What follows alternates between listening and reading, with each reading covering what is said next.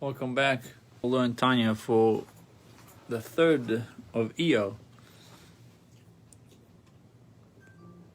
We are holding in the Likutei Amorim, chapter 44. In today's lesson, every Jew has the innate love of God, as a child loves a parent selflessly. One only needs to reawaken this emotion from its latent state by contemplating and even verbalizing how God is literally our Father.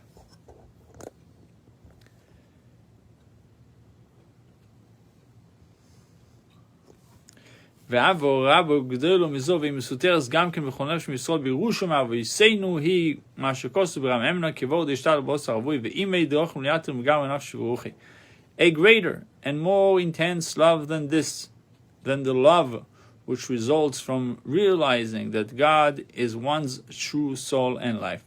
A love which is likewise concealed in every soul of Israel as an inheritance from our ancestors, is that which is defined in Rabbi Menashe in description of Moses' divine service, like a son who strives for the sake of his father and mother, whom he loves even more than his own body, soul, and spirit, sacrificing his life for his father and mother in order to redeem them from captivity.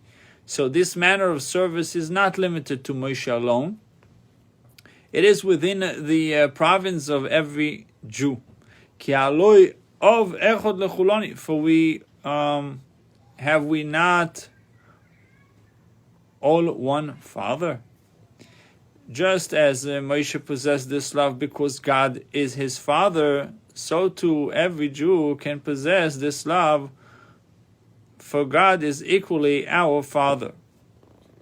This level of love is more selfless than that described by the phrase, "My soul, I desire you."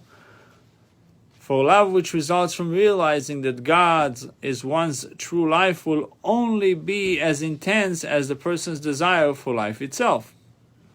It will not demand total self-sacrifice, which is the opposite of life. The love of a child for his parent, however, is not limited to his love for life.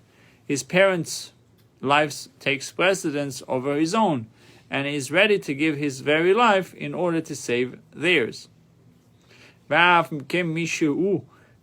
כי מי הוא זה ואיזה הוא אשר אורב ליבו לגשת להשיג אפילו חלק אחד מיני אלף ממדרגת אהבת רעיו מהימנו.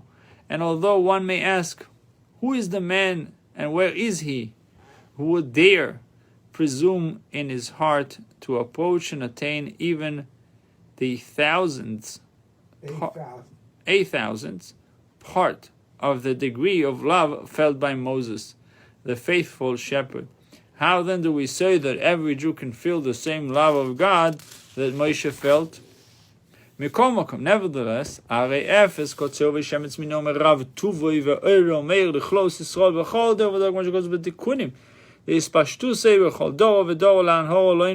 nevertheless, a minute portion and particle of his great goodness and light illumines the community of Israel in each generation, as it is stated in the Tikkunei Zohar, that an emanation from him, from Moshe, is present in every generation to illumine them.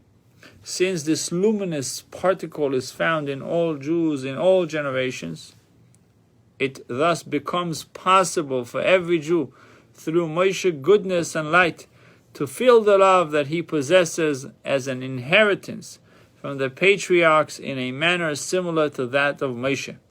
רק שאור זוהי בחינת הסתר והלם גודל, ונפשו של כל ביס ישראל לא יציאה, וזו המסותרס מהעלם וההסתר אל הגילוי, ליאוס ביסגאוס ובמויכו לא נפלץ ולא יכול קורא לקורא, הדוב ומועד נפיל חובל וברכו. Only the glow from Moshe's soul is present in the souls of all Israel in a manner of great obscurity and concealment, but to bring forth this hidden love from its latency and concealment to a state of revelation, so that it will be manifest in his heart and mind,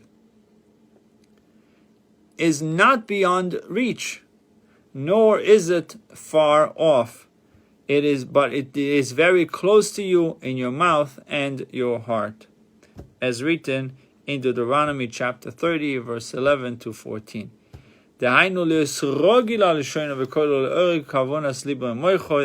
is to say, it should be habitual with his tongue and voice to arouse the intention of his heart and mind, for the sound of one's voice arouses the devout concentration of heart and mind. That